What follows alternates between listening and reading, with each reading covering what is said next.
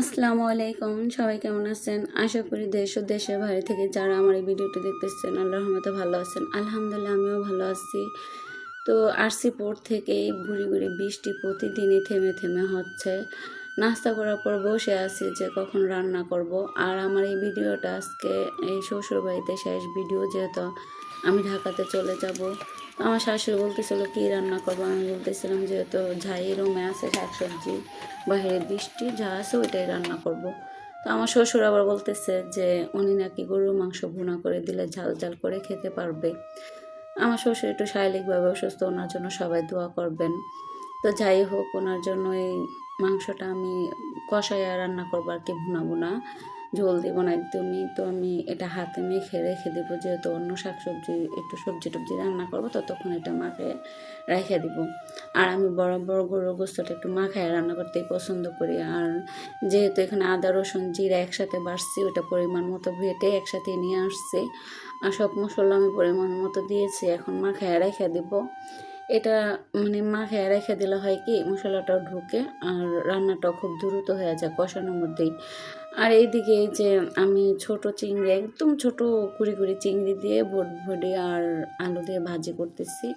এই ভটভটিগুলো আমার শাশুড়ি খেতে থেকে নিয়ে আসছিল আগের দিন। আর এখানে আমি চাপা শুটকি আর চাপা শুটকি দিয়ে আর কি মশলাটা কষাচ্ছে। এখানে দিচ্ছি আমি কাঁচামরিচ রসুন আর পেঁয়াজ আগে থেকে একটু থেতলে নিছিলাম। আর এই যে লতি আর কাঁঠালের বেশি সিদ্ধ করে রেখে দিচ্ছিলাম, ওইটাই এখন মানে মশলা কষানোর মধ্যে দিয়ে দিচ্ছি। এই তো মানে রান্নাটা আমার কাছে খুবই ভালো লাগে, কাঁঠালের বিচি দিয়ে লতি দিয়ে চাপা শুটকি দিয়ে, কার কার পছন্দ জানি না, তবে আমার কাছে খুব ভালো লাগে এই রান্নাটা। আমার শ্বশুরবাড়িতে এসে আমি প্রায় সময় করি, কাঁঠালের যখন সিজন থাকে কাঁঠালের বিচি দিয়ে। এটা আমার হাজব্যান্ডেরও খুব পছন্দের খাবার, ও খুব মিস করে এই খাবারগুলো। তা যাই হোক, আমি এটা রান্না করতেছি। আর বাইরে বৃষ্টি তো এখন মানে গুড়ি গুড়ি পড়তেছে, কি করার, কিছু করার নাই, ভিজে করে রান্না করতেছি। তো যাই হোক, আমি না কখনো লাড়কি চুলায় রান্না করতাম না, বা পারতামই না, একদম সাহস পাইতাম না। হয়তো বা জাল দিতে গেলে ভাবতাম যে পুড়ে যাবে, আবার লাড়া দিতে গেলে ভাবতাম জাল নিভে যাবে। কিন্তু দেখেন, বলে না যে রাত এসে চুলো বাঁধে। আজ আমি রান্নাও করতেছি, এক হাতে ভিডিও করতেছি, সব কিছুই ব্যালেন্স রাখতে পারতেছি। এখানে কিন্তু আমাকে হেল্প করার মতো কেউই নাই, আমি নিজের হাতে সব কিছু করতেছি। তো আমার এই শুটকি লতি রান্না হয়ে গেছে, ভাজিটা হয়ে গেছে।